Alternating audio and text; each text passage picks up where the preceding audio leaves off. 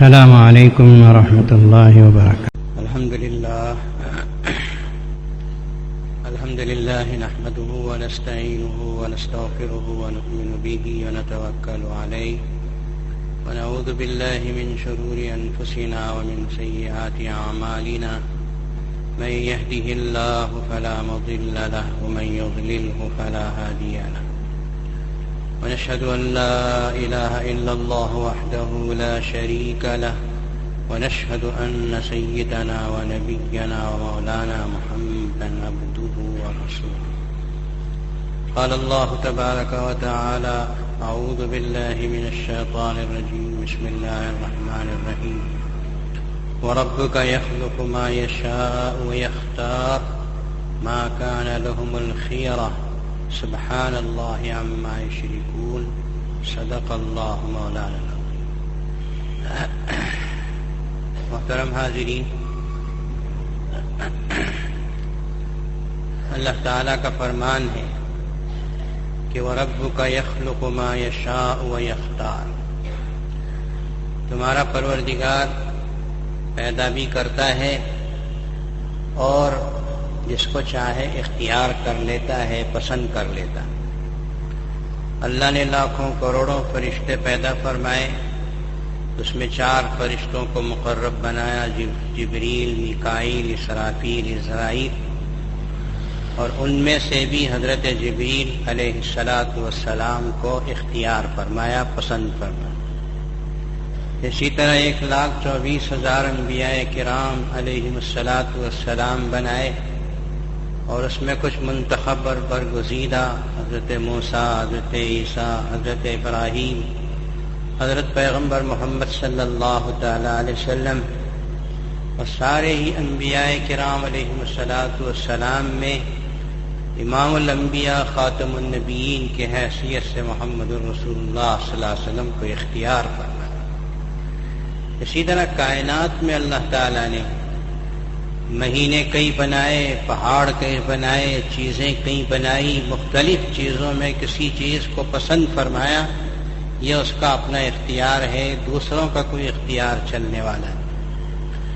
ایسے ہی اللہ تعالیٰ نے 12 مہینے بھی پیدا فرمائے، اور 12 مہینوں کے اندر 4 مہینے ایسے ہیں کہ 4 مہینوں کو فضیلت بخشی، رمضان المبارک، اسی طرح شعبان المعظم، رجب اور محرم، اور اس میں سے بھی شعبان کو اور رمضان المبارک کو بڑی فضیلت بخشی، اور ان کے دنوں اور راتوں میں بھی کچھ راتوں کو فضیلت بخشی ہے۔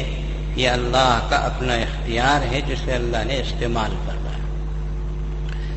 نبی کریم صلی اللہ تعالی علیہ وسلم کا معمول تھا کہ شعبان المعظم کا مہینہ آتا تھا تو آپ کے اعمال و حرکات سے ایسا پتہ چلتا تھا کہ رمضان المبارک شروع ہو چکا ہے۔ رمضان المبارک کی تیاری شروع ہو جاتی شعبان المعظم کے مہینے سے۔ اسی لیے حضرت انس بن مالک رضی اللہ تعالیٰ عنہ فرماتے ہیں کہ نبی کریم صلی اللہ علیہ وسلم کے صحابہ جب رمضان المبارک سے پہلے شعبان کا مہینہ سایہ فگن ہوتا، شعبان کا چاند دیکھتے تھے، تو حضرات صحابہ کرام رضوان اللہ تعالی علیہم اجمعین کی عادت یہ ہوتی کہ اپنے اپنے کام جلدی سے نمٹاتے تھے، قرآن پاک کی تلاوت کے لیے لپکتے تھے، زکوٰۃ کی ادائیگی کے لیے کوششیں کرتے تھے کہ جلد از جلد زکوٰۃ نکالو تاکہ غریب، غربا، مساکین رمضان المبارک کی تیاری کر سکیں، کمر کس لیں۔ جو مالدار ہوتے تھے وہ حقوق ادا کرتے تھے، جو حاکم لوگ ہوتے تھے وہ غلاموں کو آزاد کرتے تھے، اور پھر جیسے ہی رمضان المبارک سایہ فگن ہوتا تو اعتکاف میں مسجدوں میں بیٹھ جاتے۔ نبی کریم صلی اللہ تعالی علیہ وسلم کے بارے میں حضرت عائشہ صدیقہ، حضرت ام سلمہ رضی اللہ تعالی عنہما دونوں کی روایت ہے کہ پیغمبر خدا صلی اللہ تعالی علیہ وسلم شعبان کے اکثر دنوں میں روزہ رکھتے تھے، بلکہ کانا یصوم الشہر کلہ، پورا مہینہ شعبان کا روزہ رکھتے تھے۔ یعنی میں نے جیسے کہ شروع میں عرض کیا کہ شعبان ہی سے نبی کریم صلی اللہ علیہ وسلم رمضان المبارک کے لیے کمر کس لیا کرتے، اسی لیے آپ علیہ الصلاۃ والسلام نے فرمایا کہ شعبان المعظم میرا مہینہ ہے، اور اس سے پہلے جو رجب آتا ہے وہ اللہ کا مہینہ ہے، رمضان المبارک میری امت کا مہینہ ہے، کہ میری امت کے لیے مغفرت ملے، اس کی تیاری گویا رجب کے مہینے سے ہی شروع ہو جاتی ہے، اور رمضان المبارک کو پہنچتے پہنچتے ختم ہوتے ہوتے بندے مومن اپنے گناہوں سے ایسا پاک و صاف ہو جاتا ہے جیسے کہ آج ہی اپنی ماں کے پیٹ سے کوئی بچہ جیسے معصوم پیدا ہوتا ہے، اس طرح بندے مومن کے لیے موقع ہے۔ آپ علیہ الصلاۃ والسلام شعبان المعظم کے مہینے میں کس سے روزے رکھتے تھے، بلکہ پورا مہینہ روزہ رکھتے تھے۔ اس کی وجہ ایک مرتبہ رسول اللہ صلی اللہ علیہ وسلم سے پوچھا گیا، اتنی کثرت سے شعبان میں کیوں روزے رکھتے ہیں کہ ہم روزے رکھتے چلے جا رہے ہیں؟ سلسلے میں بندوں کا رزق متعین کیا جاتا ہے، امور محکم کے فیصلے کیے جاتے ہیں، کون مرے گا، کون حج کرے گا، کون کس کس کے لیے کیا کیا ہوگا، اس کے فیصلے لکھے جاتے ہیں۔ میں یہ چاہتا ہوں، حضور پاک صلی اللہ علیہ وسلم نے فرمایا کہ میں یہ چاہتا ہوں کہ جب میری موت کا فیصلہ لکھا جائے یا میرے لیے کوئی خیر کا فیصلہ لکھا جائے تو اس وقت میں روزے کی حالت میں۔ یہ رسول اللہ صلی اللہ علیہ وسلم کا جذبہ تھا، بندگان مومن کے لیے بھی اس طرح کا حکم ہے۔ لیکن یاد رکھیے شعبان المعظم کے 15 تاریخ شب برات سے پہلے جو ہے 1 2 3 2 4 روزے آپ کو رکھنے کی اجازت ہے، خاص طور پر 15 کا روزہ جیسے کہ میں آگے عرض کروں گا۔ یہ مسنون ہے، 15 تاریخ کا روزہ رکھیے، اس سے پہلے 1 2 روزے رکھیے۔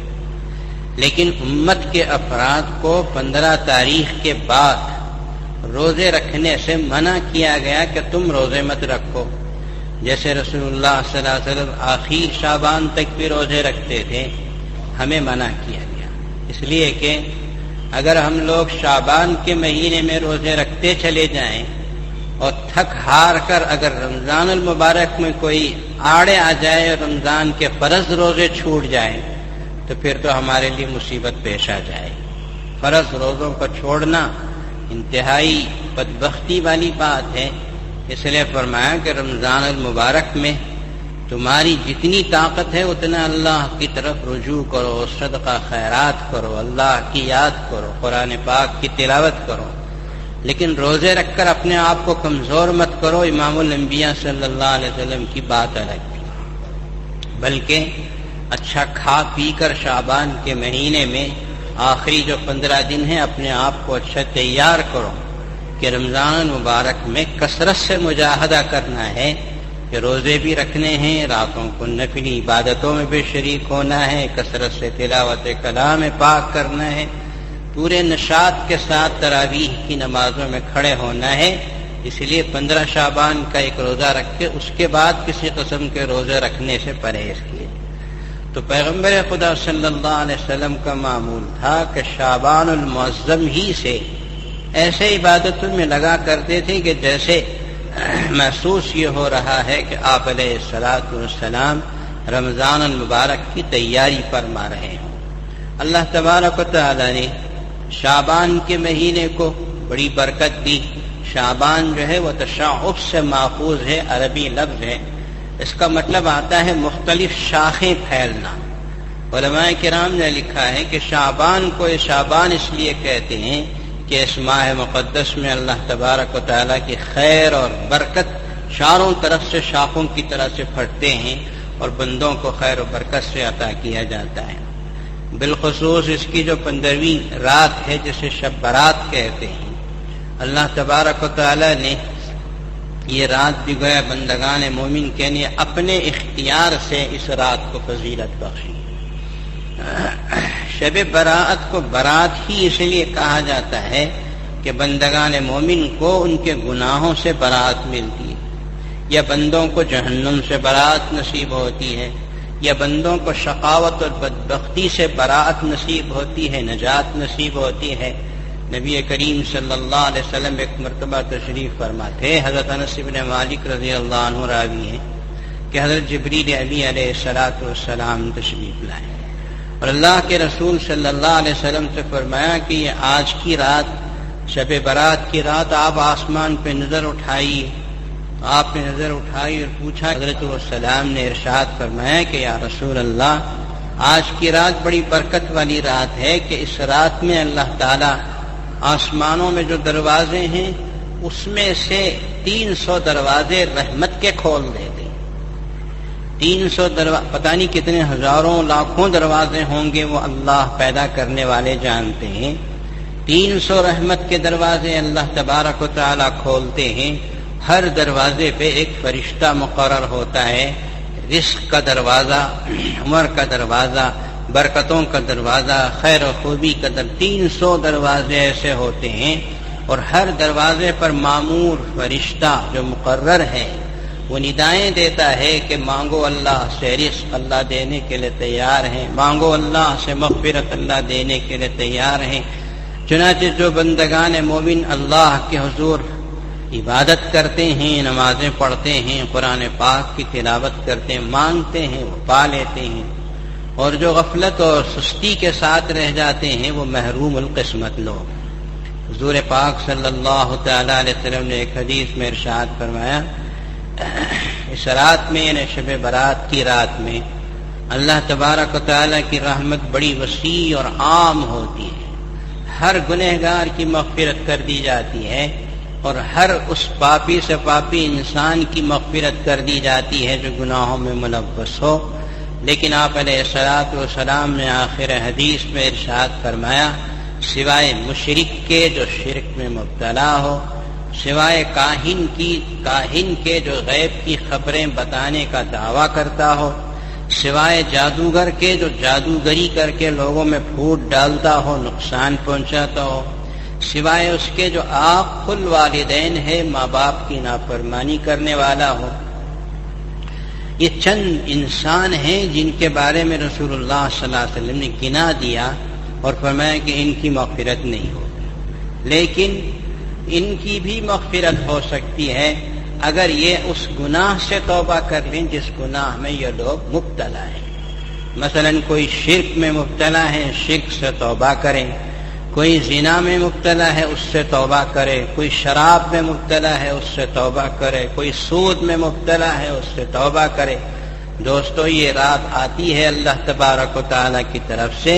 اگر ان گناہوں میں مبتلا ہیں تو انسانوں کو چاہیے کہ 4 دن کی دنیا کی چمک کے لیے ان گناہوں میں مبتلا نہ ہوں، بلکہ اللہ کے حضور بیٹھ کے توبہ اللہ کریں اور سود سے، کہانت سے، شرک سے اور ماں باپ کی نافرمانی اور ان کو ستانے سے گناہوں سے جو گناہ کبیرہ ہیں، اللہ تبارک و تعالیٰ کے حضور توبہ کر لیں.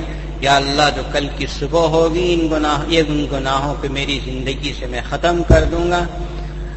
نبی پاک صلی اللہ علیہ وسلم نے ارشاد فرمایا کہ اگر یہ انسان بھی اگر اپنے اس گناہ سے توبہ کر لیتے ہیں تو اللہ تبارک و تعالیٰ ان کی بھی معافی دے دیتے ہیں. حدیث پاک میں ہے، آپ نے بارہا سنا ہے کہ شب برات میں اللہ تبارک و تعالیٰ لا تعداد انسانوں کی مغفرت فرماتے ہیں. آپ نے مثال دی کہ مکہ المکرمہ میں جو قبیلہ بنی کلب ہے، جو سب سے زیادہ بکریاں پالنے والا قبیلہ تھا، مشہور و معروف تھا، اس قبیلے کے پاس جتنی بکریاں ہیں، ان بکریوں کے بدن پر جتنے بال ہیں، اس سے کہیں زیادہ انسانوں کی اللہ تعالی مغفرت فرماتے ہیں. ایک بھیڑ کے، ایک دمبے کے بدن پر کتنے بال ہوتے ہیں. اور قبیلہ بنی کلب کے لاتعداد جانوروں، یہ اصل میں رسول اللہ صلی اللہ علیہ وسلم یہ بتانا چاہ رہے ہیں کہ لا تعداد انسان، کوئی گنتی نہیں، کوئی حساب نہیں، کوئی شمار نہیں. اللہ تبارک و تعالیٰ کی رحمت عام ہوتی ہے اور اللہ تبارک و تعالیٰ معاف کرتے چلے جاتے ہیں، کرتے چلے جاتے ہیں. قرآن پاک کی سورہ دخان کی جو ابتدائی آیتیں، انا حامیم والکتاب المبین انا انزلناہ فی لیلۃ مبارکۃ انا کنا منذرین فیہا یفرق کل امر حکیم، کہ ہم نے اس رات میں قرآن پاک کو اتارا اور اس میں امور محکم کے فیصلے کیے جاتے ہیں۔ تو اس رات سے مراد کون سی رات ہے؟ اکثر مفسرین کرام نے شب قدر مراد لی ہے جو رمضان المبارک میں آتی ہے، اور بعض مفسرین کرام حضرت ابن عباس رضی اللہ تعالیٰ عنہ کے مشہور و معروف شاگرد ہیں، حضرت اکرمہ فرماتے ہیں کہ اس رات سے مراد شب براءت کی رات ہے، اس لیے کہ امور محکم کے جو فیصلے ہوتے ہیں کہ کس کو کتنا رزق ملے گا، کون کتنا کمائے گا، کتنا کھائے گا، کتنے سال میں مرے گا، کون جیے گا، یہ سب فیصلے شب برات کے موقع پر ہی ہوتے ہیں۔ یہاں یفرق کل امر حکیم کے قرینے سے اس دلیل سے کہا جا سکتا ہے کہ اس رات سے مراد شب برات کی رات ہے۔ فیہا یفرق کل امر حکیم۔ البتہ یہ ضرور کہا جاتا ہے کہ انا انزلناہ سورت کے اندر اللہ نے قرآن کو اتارنے کی بات کہی، پھر یہاں شب برات میں بھی قرآن کو اتارنے کی بات ہے۔ علماء کرام نے لکھا کہ شب براءت میں اللہ تبارک و تعالی نے لوح محفوظ سے آسمان اول پر پورا قرآن پاک اتار دیا، اور شب قدر میں رمضان المبارک میں جو آتی ہے اس میں اللہ نے آسمان اول سے روئے زمین پر بطور فرما رہے ہیں، اور آپ نے اس کو سمجھا ہوگا کہ دونوں جگہ قرآن مجید کے نزول کا تذکرہ ہے۔ شب برات انا انزلناہ فی لیلۃ مبارکہ، ہم نے قرآن کو اس لیلہ مبارکہ میں اتارا، اور شب قدر کے بارے میں تو پوری انا انزلناہ کی سورت اتری۔ شب قدر کو فضیلت ملی قرآن کے نزول کی وجہ سے، شب برات کو بھی فضیلت ملی ہے قرآن مجید ہی کی وجہ سے۔ اس نقطے کو اپنے ذہنوں میں اچھی طرح سجا کے رکھ لیجیے۔ اصل قرآن پاک ہے، اللہ کا کلام ہے۔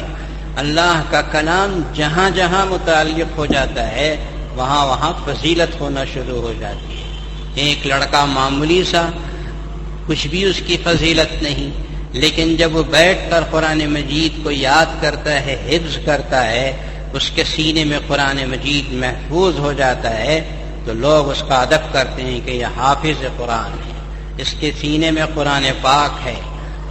اللہ والوں نے تو حفاظ قرآن کی اتنا ادب کیا ہے کہ اگر چھوٹا سا لڑکا حافظ قرآن ہے تو اس کے سامنے زور سے بات نہیں کرتے تھے کہ اس کے سینے میں قرآن محفوظ ہے۔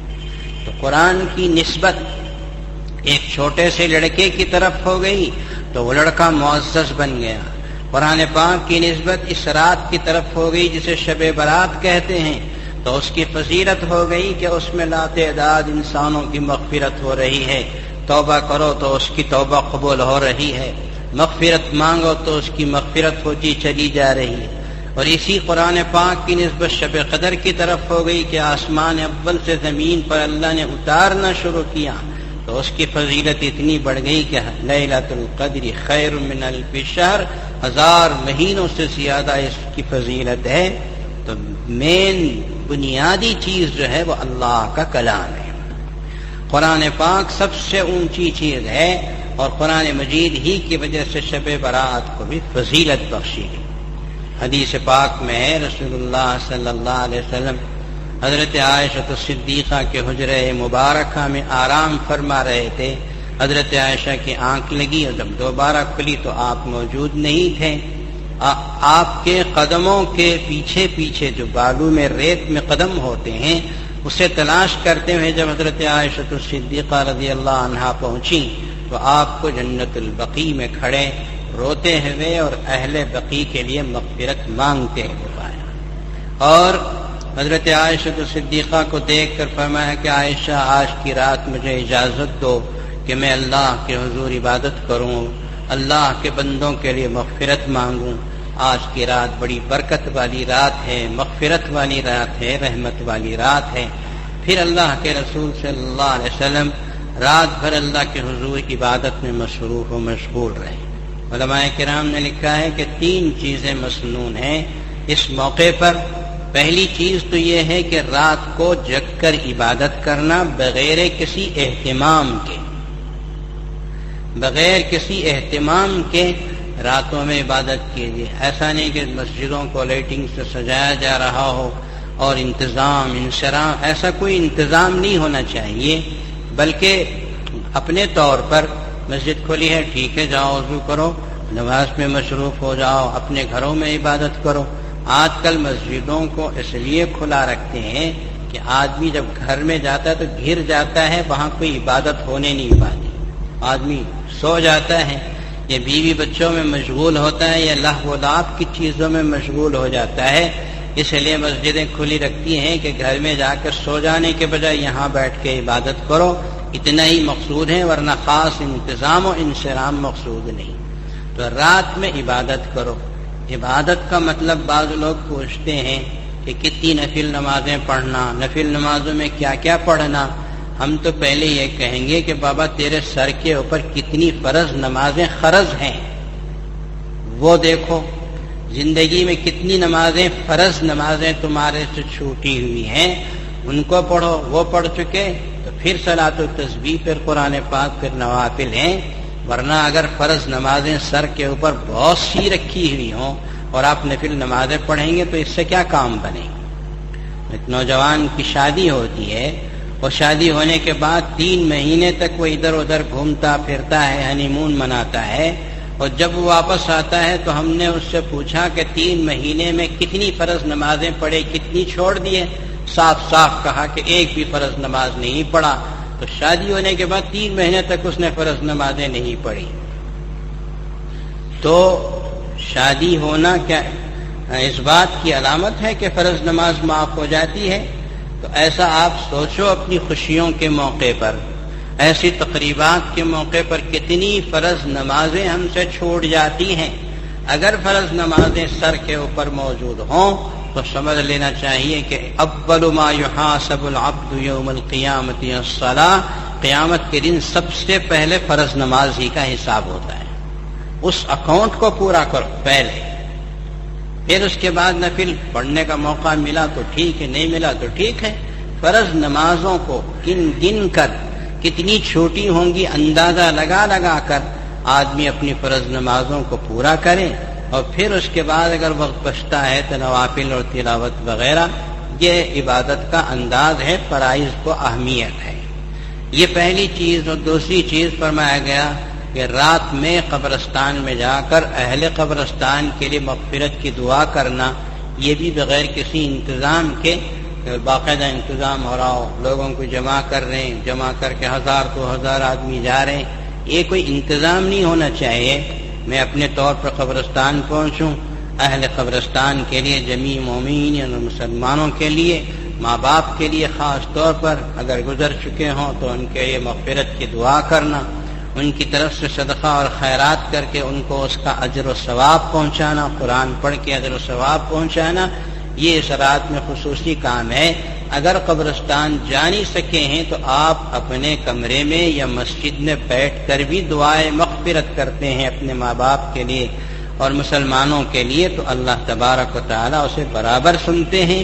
اللہ کے لیے کوئی ایسا فرق نہیں ہے کہ قبرستان میں جائے تو قریب سے سنا جائے گا یا مسجد میں بیٹھیں تو ذرا دور ہو جائے گا. ایسا کوئی فرق اللہ کے لیے نہیں ہے، وہ بڑی قدرت کا مالک ہے. تو دوسرا عمل یہ کہ قبرستان میں جائے. خود رسول اللہ صلی اللہ علیہ وسلم جنت البقیع میں پہنچے ہیں، دعائے مغفرت کیے ہیں. حدیث پاک میں کہ جو آدمی مر کر دفن ہو جاتا ہے اس کی مثال ایسی ہے جو سمندر میں ڈوبنے والے کی ہوتی ہے. سمندر میں ڈوبنے والا کل غریق المتغوث، سمندر میں ڈوبنے والا فریاد کر رہا ہوتا ہے. اگر اس کے ہاتھ میں ایک چھوٹی سی لکڑی کا تنکا بھی ملے تو پکڑ کے بچنا چاہتا ہے. جو آدمی مر کے دفن ہو گیا قبرستان میں، اس کا عمل ختم ہو گیا. اس کی مثال بھی اس ڈوبنے والے کی مثال کی طرح سے ہوتی ہے. جیسا وہ بچنے کے لیے ایک چھوٹے سے تنکے کا بھی سہارا لیتا ہے، اسی طرح میت جو دفن ہو چکی ہو اپنے رشتہ داروں کی طرف سے ایک دعائے مغفرت، ایک سبحان اللہ کا ثواب، 1 روپیے کے صدقے کا ثواب انتظار کرتا رہتا ہے کہ میرے رشتہ دار، میرے دوست و احباب اور میرے چاہنے والے کچھ پڑھیں، کچھ بخشیں، کچھ دعا کریں میرے لیے. فَإِذَا لَحِقَهُ كَانَ أَحَبَّ إِلَيْهِ مِنَ الدُّنْيَا وَمَا فِيهَا. رسول کریم صلی اللہ علیہ وسلم نے فرمایا جب دوستوں کی طرف سے، اس کے رشتہ داروں کی طرف سے دعائے مغفرت یا اس طرح کا کوئی اجر و ثواب کا کام اس کو پہنچتا ہے تو اس میت کے نزدیک وہ جو تھوڑا سا اجر و ثواب یا دعا پہنچتی ہے دنیا اور دنیا کی ساری دولت سے زیادہ قیمتی ہوتا ہے. اس لیے کہ ساری دنیا کی دولت اس کے لیے کچھ کام آنے والی نہیں. ایک قل هو اللہ کا ثواب اس کے لیے اس سے کہیں زیادہ قدر و قیمت رکھتا ہے. تو پڑھ کے بخشیے، دعا کیجیے. اس رات میں جتنا بندگان مومن کو آپ دعائیں کریں گے اتنا آپ کے لیے بھی بہتر ہوگا کہ تمام مسلمانوں کے لیے دعا کر رہے ہیں. ایک دن ہم بھی مر کے قبرستان میں جائیں گے تو ہمارے لیے بھی کوئی نہ کوئی پڑھ کر بخشنے والا اللہ پیدا کریں. ہم اگر دنیا میں مشغول ہوں، غفلت میں پڑے ہوں، کبھی دعا کرنے کی سوچے نہیں تو ہم جا کے سوئیں گے تو پھر کسی اور کو کیا پڑی ہے کہ ہمارے لیے دعا کرے. تو دوسرا کام یہ ہے. اور تیسرا بھائی میں نے عرض کیا کہ 15 تاریخ کا روزہ رکھنا. 15 تاریخ کا روزہ رکھیے، نفل روزہ ہے. یہ 3 کام رسول اللہ صلی اللہ علیہ وسلم سے ثابت ہیں اور علماء کرام نے لکھا ہے کہ مسنون ہے. نبی کریم صلی اللہ تعالی علیہ وسلم کی نے جو اس رات کی فضیلت بتائی اور میں نے عرض کیا کہ شب قدر کی جو فضیلت ہے آپ اچھی طرح سمجھ لیجئے کہ یہ سب قرآن پاک کی وجہ سے. اسی لیے ہم لوگوں نے جامع مسجد مسلم چیریٹیبل فنڈ ٹرسٹ کے تحت میں 1980 پر 2 میں جو مدرسہ یہاں ہم نے شروع کیا تھا اس وقت سے لے کر آج تک شب برات کا جب موقع آتا ہے تو جن بچوں کو قرآن پاک ہم پڑھاتے ہیں شروع میں ناظرہ کا ختم ہوتے تھے، بعد میں شعبہ حفظ لڑکوں کا شروع ہوا تو لڑکے حافظ بنے، بچیوں کا ہوا تو بچیاں حافظ بنی. شب برات میں ہم ان کو انعامات دیتے ہیں، سند دیتے ہیں اور قرآن پاک کے اوپر اچھے علماء کرام کے بیان کراتے ہیں. یہ اسی نسبت سے ہے کہ اب مثال کے طور پر اس مرتبہ جو شب برات آ رہی ہے، پیر کی شام میں جو شب برات ہے، اس رات میں ہمارے پاس 9 لڑکے قرآن مجید کے حفظ ختم کر کے سند لے رہے ہیں. 2 لڑکیاں حافظ قرآن ہیں جو قرآن پاک ختم کر کے سند لے رہی ہیں. اور پھر ناظرہ کلام پاک پڑھنے والے بچے اور بچیاں، نوجوان لڑکے جو تعلیم بالغان میں ہیں، ان کی تعداد تو اچھی خاصی تعداد ہے. اس مرتبہ شب برات میں حسب معمول انشاءاللہ قرآن پاک کی سندیں ان کو آپ حضرات کے سامنے علماء کرام کی طرف سے دی جائیں گی. یہ گویا قرآن مجید کے ساتھ ایک تھوڑی سے وابستگی اور قرآن سے ایک ادنا تعلق کا اظہار ہے جو اللہ تبارک و تعالی نے شب برات کی فضیلت قرآن مجید کی وجہ سے دی ہے. اس کی وجہ سے اللہ تبارک و تعالی آپ کو جزائے خیر عطا فرمائے. شب برات کے موقع پر آپ حضرات کو ہم دعوت دیتے ہیں کہ ہمارے یہ بچے جو حافظ ہیں، بچیاں جو حافظ ہیں، لڑکیوں کو حفظ کرا رہے ہیں. ہر سال 2-2 3-3 لڑکیاں ہمارے پاس سے حافظ ہو رہی ہیں. اب بھی بعض لوگوں کو یہ سوال ہے کہ لڑکیاں کیوں حافظ بنا رہے ہیں؟ لڑکیاں کہیں مسجد میں جا کے تراویح پڑھائیں گی؟ مسجدوں میں تراویح پڑھاتی. ظاہر ہے کہ جوان بچیاں کسی مسجد میں تراویح تو نہیں پڑھاتی. میں نے بارہا کہا، اب بھی کہہ رہا ہوں، سمجھ کے رکھیے کہ قرآن کا حافظ ہونا لڑکے کے لیے بھی لڑکی کے لیے بھی تراویح پڑھانے پیسہ کمانے کے لیے نہیں ہے. اچھا نوٹ کرو اپنے دماغ میں کہ قرآن مجید کا حافظ ہونا لڑکے کا، لڑکی کا، کسی کا بھی یہ تراویح پڑھا کے پیسہ کمانے کے لیے نہیں ہے. یہ قرآن کا حافظ ہونا صرف اپنے اللہ کی محبت میں ہے کہ میرے اللہ کا کلام میرے بچے کے سینے میں آئے، میری بچی کے سینے میں آئے، میرا بیٹا اور بیٹی کے سینے میں قرآن پاک آ جائے. ایک سورت اگر قرآن مجید کی یاد کر کے آپ کا بیٹا آپ کو سناتا ہے تو آپ اپنے گھر میں بریانی کی دعوت کا انتظام کرو. سمجھ میں آتا ہے نا؟ بریانی کی دعوت کا انتظام کرو. یہ تو عجیب بات ہے. ہاں، آپ کا بچہ اگر ایک سورت یاد کر لیتا ہے قرآن مجید کی، مثلا پوری سورہ یاسین اس نے یاد کر لی، یا قرآن مجید کا سورہ بقرہ اس نے یاد کر لیا، قرآن مجید کے تبارک الذی سورہ واقعہ یاد کر لیا آپ کا بچہ، تو خدائے ذوالجلال کی قسم آپ کی قبروں میں اس کا نور محسوس ہوگا۔ آج آپ کو پتہ نہیں چلے گا کہ کتنی بڑی دولت، آپ کے ہاتھ میں 50,000 روپے آ گئے، یہ سمجھ میں آتا دولت ہے، یہ سمجھ میں آتا دولت ہے، یہ تو ہاتھ کا میل ہے، یہ نہیں ہے دولت۔ دولت یہ ہے کہ آپ کا بچہ سورہ واقعہ یاد کر لیا، ہر روز مغرب کے بعد پڑھے گا، کبھی اسے فاقہ نہیں آئے گا۔ آپ کا بچہ تبارک الذی بیدہ الملک 2.5 صفحے کی سورت یاد کر گیا، ہر روز پڑھے گا، باپ کے لیے دعا کرے گا، عذاب قبر اس کے سر سے ہٹا دیا جائے گا۔ یہ دولت ہے، اپنے دماغوں میں یہ بٹھاؤ کہ دنیا کی دولت دولت نہیں ہے، قرآن دولت ہے، قرآن مجید کی ایک سورت کا یاد کر لینا دولت ہے۔ رسول اللہ صلی اللہ علیہ وسلم نے فرمایا جب تمہارے بچے بولنے کے قابل ہوں تو ان کو سورہ اخلاص یاد کرا دو، قل هو اللہ احد اللہ الصمد لم یلد ولم یولد ولم یکن له کفوا احد۔ ایک مشہور تابعی ہیں جن کے لڑکا پیدا ہوا اور اس لڑکے کو انہوں نے سورہ فاتحہ کے ساتھ سورہ اخلاص قل هو اللہ کی سورت اس وقت یاد کرائی جبکہ وہ ابھی بولنے کے قابل تھا، توتلی زبان میں سورہ فاتحہ اور قل هو اللہ، تو انہوں نے آدھے بغداد کی دعوت کی، بریانی پکا کے۔ لوگوں نے پوچھا کیا دعوت ہے، کیا خوشی میں؟ کہا کہ فلاں صاحب کا بیٹا سورہ فاتحہ اور سورہ اخلاص کو یاد کر کے سنا رہا ہے۔ آج مسلمانوں کی یہ بات بڑی تعجب کی لگتی ہے، آج تو ختنے کی دعوتیں سمجھ میں آتی ہیں، آج منگنی کی دعوتیں سمجھ میں آتی ہیں، آج دوسری الا بلا سمجھ میں آتی ہیں۔ میرا بچہ قرآن کی 2 سورتیں یاد کر لیا، اس کی دعوت مسلمانوں کو سمجھ میں نہیں آتی، اس لیے نہیں آتی کہ قرآن پاک کی اہمیت نہیں ہے۔ تو بہرحال اس شب برات میں حفاظ قرآن لڑکے لڑکیاں یاد رکھو، ان کو حافظ بنانا کمانے کے لیے نہیں، محراب سنانے کے لیے نہیں، اللہ کی محبت میں اللہ کے کلام کو سینے میں بٹھانے کے لیے۔ اسی لیے میں نے بارہا کہا آپ کا بچہ ڈاکٹر بنے، انجینئر بنے، آپ کا بچہ IAS افسر بنے، کچھ بھی بنے، اسے ایک اچھا قرآن کا حافظ بھی بناؤ، اس لیے نہیں کہ اسے کمانا ہے، اس لیے کہ اللہ کے کلام کو صبح و شام پڑھنا ہے۔ میرا بچہ قرآن پڑھے میرے لیے دولت ہے۔ بہرحال اللہ تبارک و تعالی آپ کو جزائے خیر عطا فرمائے۔ شب برات کے موقع پر ہم آپ کو دعوت دیتے ہیں کہ اس خصوصی نورانی محفل میں ضرور شرکت کریں۔ اس کے بعد حضرات ایک اعلان تو یہ ہے کہ اسماء حسنہ ان کی کتاب جو پچھلے جمعہ تھوڑے سے پریس سے آئے تھے فوراً ختم ہو گئے، بہت سے بھائیوں کو مایوس ہونا پڑا، اس مرتبہ وہ کتاب آپ کے لیے دستیاب ہے، حاصل کر لیجیے۔